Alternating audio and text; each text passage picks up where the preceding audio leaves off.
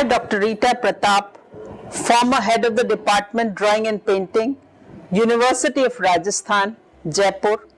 I am going to speak on the history of Japanese art. Module 13, Kana Calligraphy, Onade.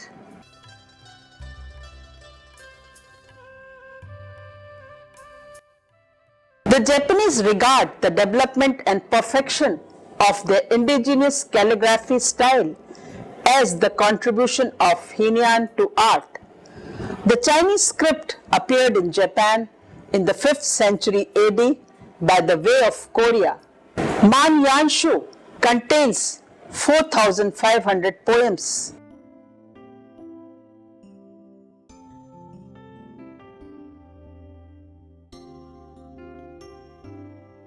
Onade feminine hand was the name given to hiragana style of calligraphy. Mother of pearl inlay, raden, was widely used.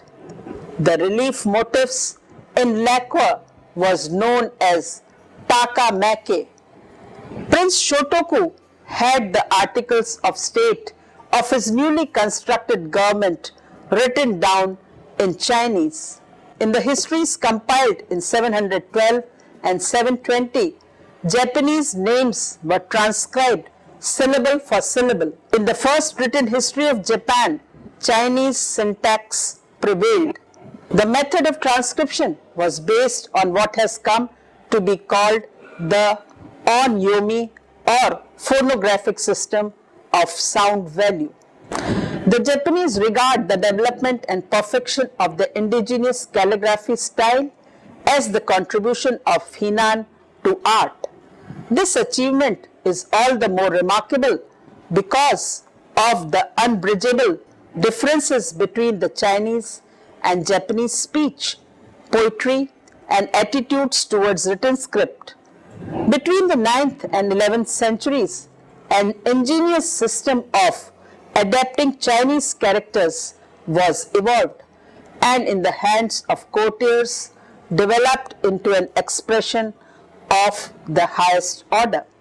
Since prehistoric times, the Chinese had shown a need and respect for the art of writing ideographic units. Either pictographics or ideographics evolved, each representing a specific idea. They are monosyllabic and were first used by diviner scribes of the priestly shaman kings, such as the Shang kings, dated to 14th century BC, to communicate with ancestral spirits.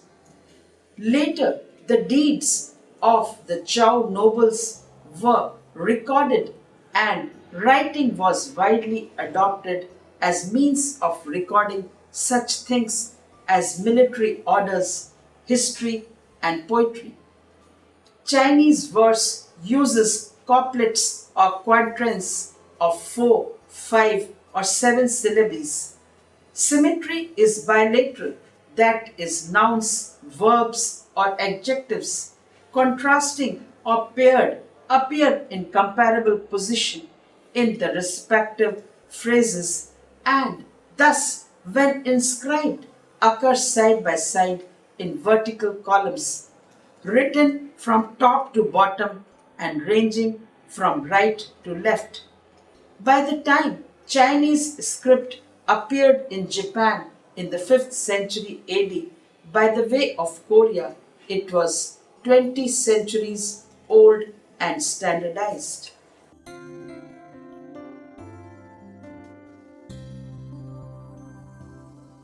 The Japanese, throughout their millennia of ceramic history, had been content with an oral transmission of poetry and legends in songs and dances. The need for written documents was only felt. The need for written documents was felt only with the advent of a centralized government and its diplomacy. In the 5th century, Chinese books on Confucian classics, the histories, and literary selections began to enter Japan from the 6th century onwards. Buddhist sutras written in Chinese also became known. In the late 6th century, Prince Shotoku had the articles of state of his newly constructed government written down in Chinese, which was learned by the ruling classes. Eltec Tungusic Japanese is polysyllabic and agglutinative with a great variety of suffixes for verbs and adjectives. In the first written history of Japan, Chinese syntax prevailed. In the histories compiled in 712 and 720, Japanese names were transcribed syllable for syllable using Chinese characters of approximately equivalent sound value. The Japanese were delighted in the myriad visual puns made possible by substituting one of several visual Chinese characters for the same overall syllable. At first, they resolutely refused to relate the 51 syllable sounds of the Japanese language to 51 standard Chinese characters. This method of transcription was based on what has come to be called the on-yami or phonographic system of sound value. The ideographic system was called kunyomi.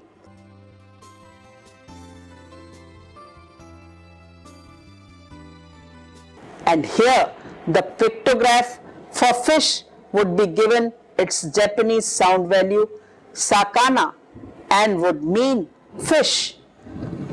Early Japanese writing used both systems as seen in the first poetry anthology, the Man Yoshu, which contains 4,500 poems written prior to 760 AD. But due to the complex and deliberately irregular method of transcription, some of the poems remain unsolved textual puzzles to this day.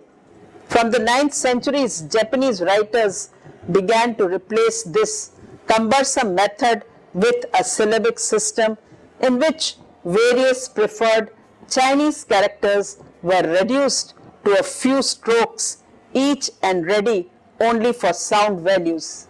Its angular katakana form was derived from the formal Chinese Kaishu script and was used in Japan for official documents. Buddhist sutras and printing, its cursive hiragana form, came from the informal Chinese draft script.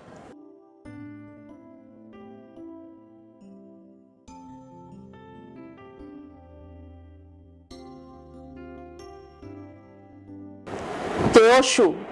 The katakana syllabary was used for phonetic glosses to Chinese texts and for Japanese written in the Chinese kun system, but needing suffixes, while the hiragana system was developed for use in transcribing Japanese poetry, waka, for the writing of personal letters and for new literary forms such as romances and diaries.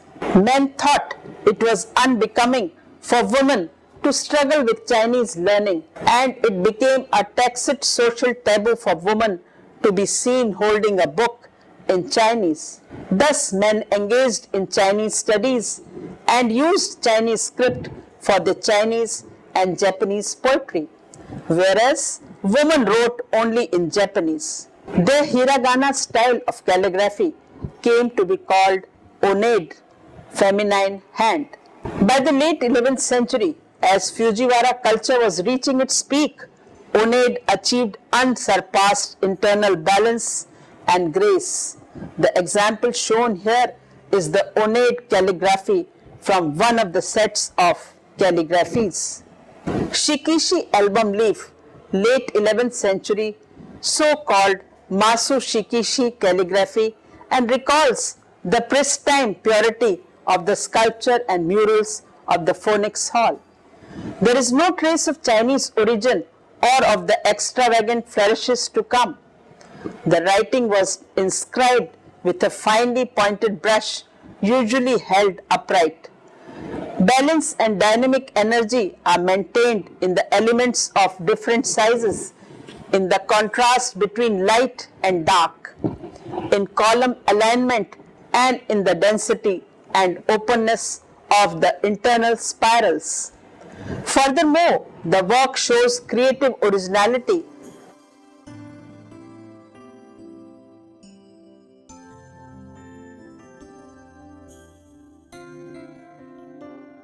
and expressiveness which are never allowed to interfere with legibility. The 31 syllable poem by Kiyohara no Fukayobu is transcribed below line by line as it appears in the calligraphy. Summer night, still dusky, and yet day breaks. O clouds, somewhere among them the moon is hiding, perhaps. Nastu no wo va mada ya na gara, ake muru wo kumo, no izuko ni tuzuki kakura ra na.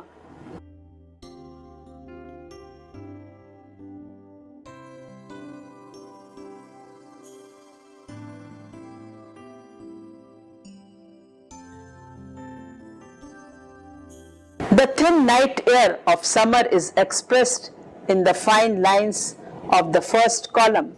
The artist breaks the word nagara, and yet to gain power and momentum in the second column, where his brush tip is freshly charged with more ink and applied with firmer pressure. The letters AK Nu of the word AK Nuru, daybreak, literally expand, breaking apart, the key occupying about 4 times the width of the preceding Nagara, daybreak, thus actually overlaps the no Izaku somewhere of the text column, recreating the clouds which cover the moon at dawn.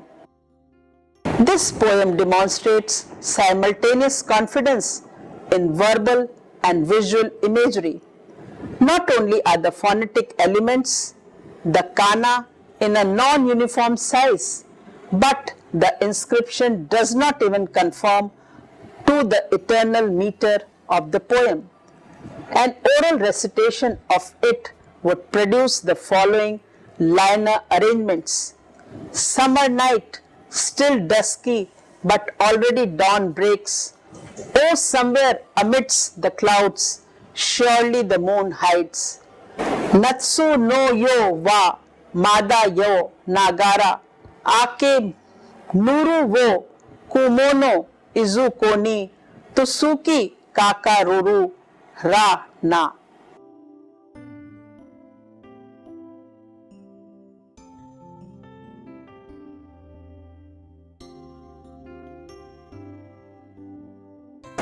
However, the calligrapher has treated his task in visual, not oral terms. This freedom from extraneous considerations is an essential Japanese quality. The Japanese poet has broken the lines for visual effect. The V-shaped silhouette with serrated edges represents the clouds parting, with the short, lowest third column emerging in a moon-like circle. The poem was one of pair written in an album format and later mounted separately on cards, shishikishi. Such creative inscriptions of poetry took various forms. These included Tsugi Shishiki, where 2 contrasting sheets of paper provided the background for 2 poems, and large or small shishiki boards mounted with plain or decorated paper, which by the early 12th century had to rival Tuskuri e-painting itself in sumptuousness, as may be seen in the narrative section of the Genji scrolls. 11th century calligraphy paper was used white or light blue. Sutras exceptionally were done in Chinese block script in gold paste on an indigo ground. Japanese paper designs for poetry or prose became ever more complicated. The material could be dyed before manufacture. The paper itself could be dyed or painted with color and then sprinkled with cloudy, misty shapes. Other methods involved the imprinting of ink figures, gold or silver patterns, kirigane, metal flakes, hairline metal silvers, noge, and metal dust, sunago. Colors included various hues of red, violet, indigo, blue, white, yellow, brown, and green.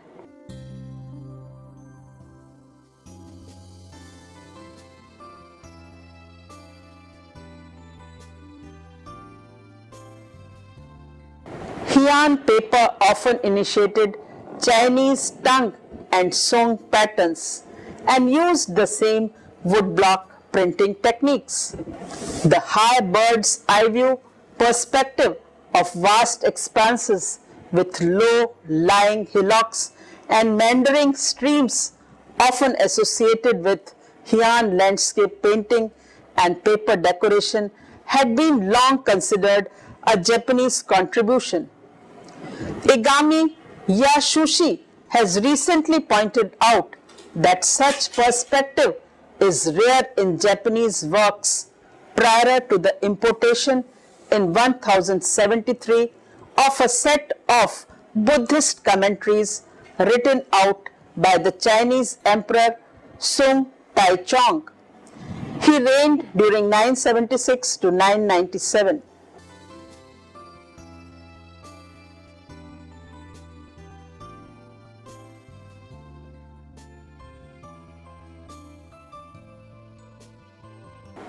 And illustrated by 50 Northern Sung artists and then made into woodblock printed editions. The imported book is a Korean copy but faithfully preserves the Sung perspective and marked diagonally.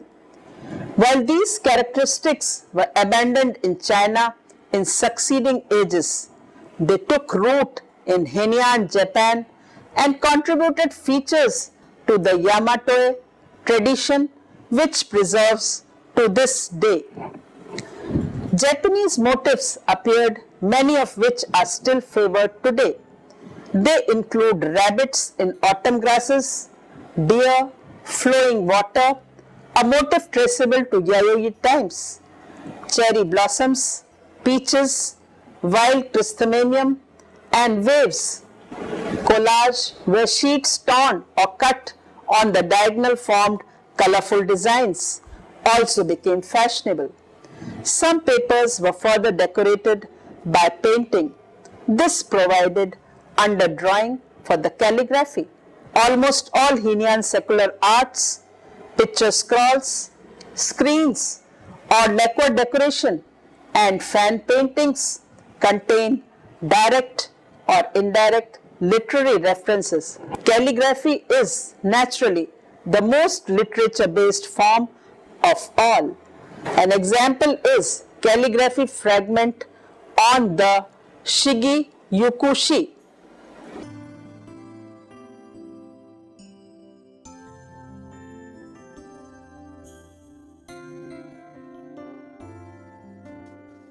Anthology of the 36 poets was produced in the early 12th century and marks the highest achievement in the crafts of papermaking and decoration. It is thought that this collection of hundreds of poems inscribed by 20 calligraphers was intended as a tribute to the retired Emperor Shirakawa on his 16th birthday in 1112. The following example is by Minamoto no Shigeyuki, who died in 1000.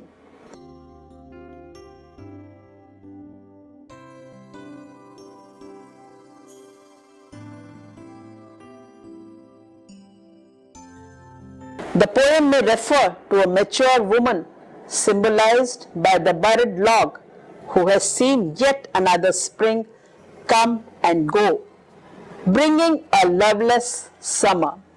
It is painted in mica and ink upon collage decoration paper. In the center, an abandoned boat, a standard summer subject, is half hidden by reeds. It is painted on a torn fragment of paper inserted between two lighter colored pieces as if it were not of the same world. Above, turbulent mica waves, tiny ink birds scatter, and a small boat carrying two figures head towards a minuscule islands. The calligraphic alignment of the poem follows the speech cadences, and complex Chinese characters are used to end the piece with a firm masculine flourish. The calligraphy here differs in several respects from that of the previous example. It is not in Oned or hiragana form of phonetic symbols, but in the more Chinese-oriented Sogana form, where syllables are mostly made of cursive forms of fuller Chinese character. Secondly, the calligrapher pressed down more on his brush and slanted it from time to time to change the width of the strokes. There is no longer the continuity and flow of the late 11th century, nor the internal balance. The writing reveals self-conscious linkages between words and tight turns around the loops. The calligraphy occupies slightly more than half of the double album leaf format, with the literary source written out completely in Chinese in the last column. However, the Chinese characters are written with the same flowing quality, and emphasis on lateral movement along the writing restricts the calligrapher's freedom in applying his script. There is a link with the heightened, indirectly expressed emotion of Ona A painting. At first glance, the calligraphy is stately and calm, but the agitation betrayed in the second line, Haru ni Edomo, though encountering spring, shows that it is not a straightforward summer boating song, but is resonant with unfulfilled emotions. The harsh breaks within Ida wa Kanu is the first column in the Haru ni A, H Idomo in the second, are stark and sudden like pearls of thunder on a rainless summer day. Lacquers, made from the sap of a tree that grows in the far eastern countries. Lacquer dries to a hard but slightly flexible and waterproof surface that can be used to protect and decorate a variety of materials. In Japan, there is evidence that it was used in even back in Jomon period to embellish pottery. But this is allowed to dry and then smoothed down with charcoal before applying another layer of lacquer. Many layers of lacquer and many sprinkling of gold or silver can create an attractive three-dimensional effect, with the gleaming designs seeming to float like tiny jewels suspended in the clear surface. An example of the above type is a lacquer cabinet belonging to Momoyama period, late 16th century, and at present in the collection of Freer Gallery of Art, USA.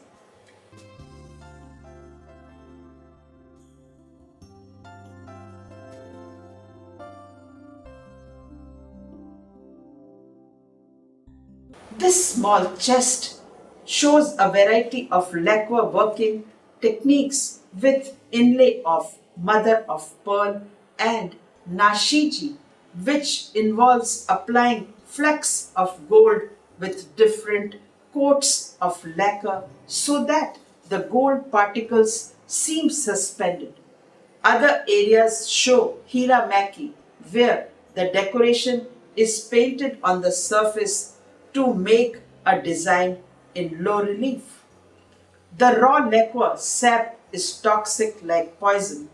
Evie and Lendi write the passage that every lacquer worker has to suffer is to develop gradually an immunity to tolerance to the material. This toxicity vanishes completely when the lacquer is dry, and so it can be safely used to make tableware. Working with material is time consuming as it is extremely sticky and has to dry very slowly. Strangely enough, in an atmosphere of high humidity, so lacquer production has traditionally been an activity restricted to the rainy months from May to October. Lacquer has to be applied like paint to a base material, and this is usually wood. In its pure state, lacquer is normally clear and transparent but is commonly tinted with red or black pigments to provide a better background for decoration. Towards the later part of Heian period, one can find a remarkable development in both technique and design of lacquer. As regards origin of this technique, Make A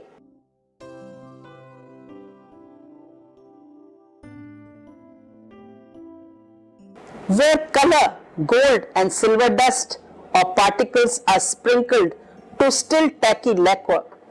But during Fujiwara period, its use shows that it was indisputably wedded to Japanese taste. The subtle shading of the dust creates nuisances previously unseen in lacquers.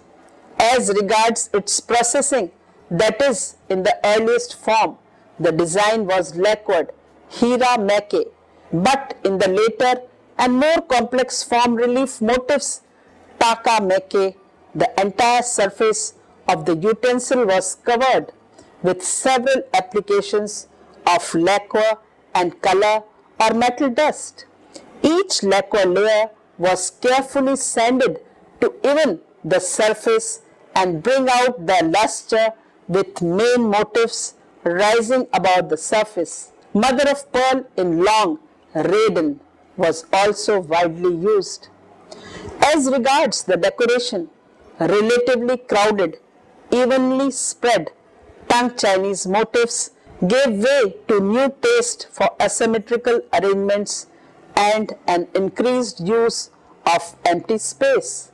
Among the most beautiful examples of Make A designs, gold and silver is finely wrought in the manner of Heian decoration, and in later example, that is of Kamakura period, hidden writing, ashede, a popular practice, is camouflaged in silver low relief on the rocks, banks and tree trunk. Here the design is more vigorous and technique more complicated. An example is of a flowing stream with small birds, Make E on Koto, 12th century.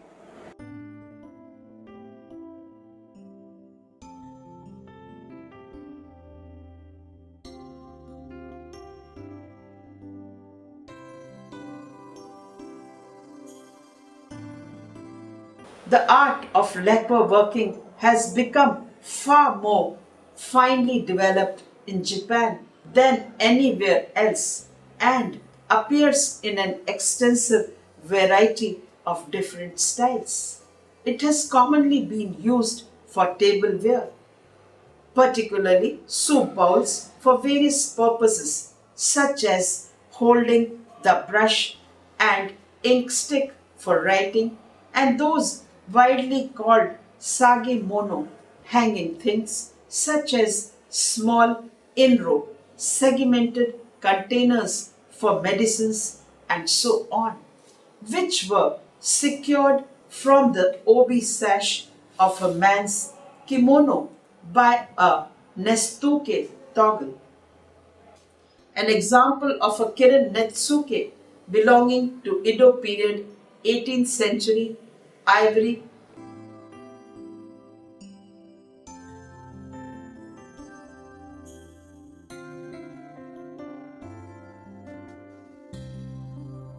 This small netsuke is of a seated kirin, a mythical animal similar to European unicorn. Its head turned backward, its curly hair held high against its body. A fine detail in the carving is the kirin's tongue curling up in its mouth. Studios of craftsmen specialized in making lacquer objects, which were from the 17th century onwards, were sold at specialty shops in the cities. An example is of an in-row signed by Shibata Zeshu, dated to 1807 to 1891, late Edo period, made up of lacquer.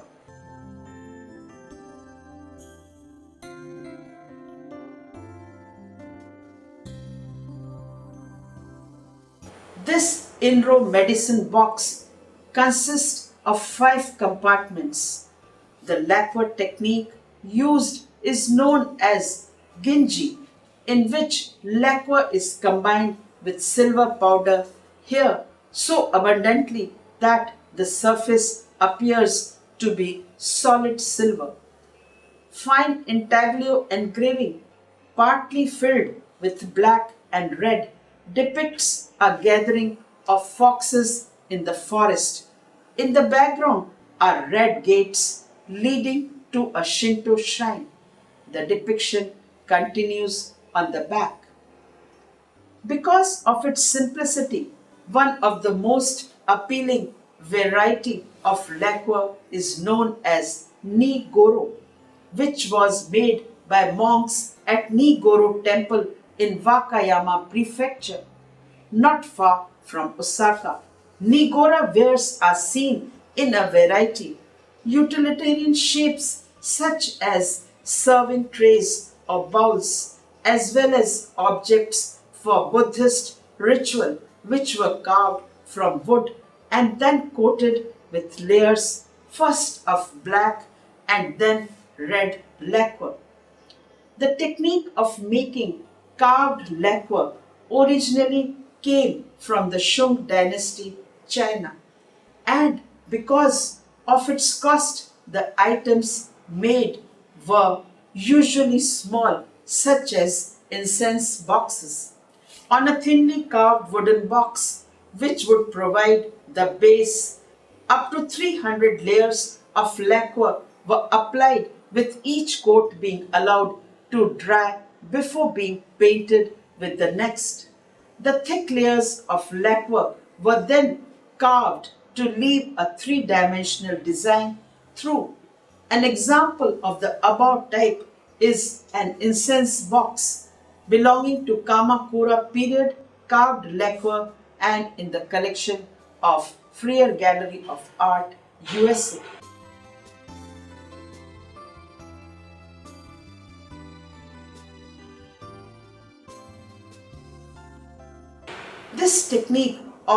This technique of carving through many layers of applied lacquer was a sign of the old capital of Kamakura and imitated similar work that had been made in China.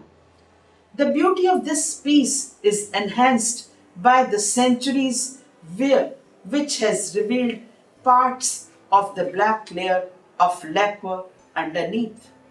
Lacquer lends itself of being used together with other materials in order to create special effects from earlier times. Gold and silver particles have been used to make the maquis a decoration, but pewter, mother of pearl, abalone shell, and even ceramic have also been widely used by the rimpa artists. Ogata Koren and Honami Koetsu designed and supervised the making of lacquer objects. Ogawa Haritsu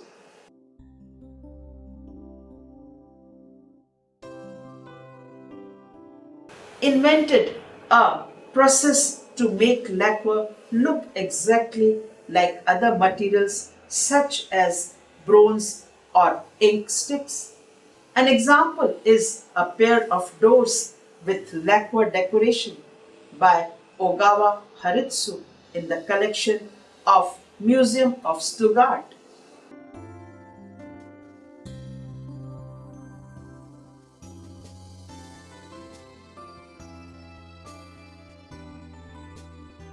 In these doors, he has made a bas relief design in lacquer imitating decorated sticks of ink. A century later, the prolific Shibata Jushin, 1807 to 1891, followed in Haritsu footsteps by also using lacquer to cleverly initiate other materials. In his painting with traditional ink and pigments, he managed to process lacquer in such a way that it could be used for painting, yet remain flexible enough for the repeated unrolling of a hanging scroll.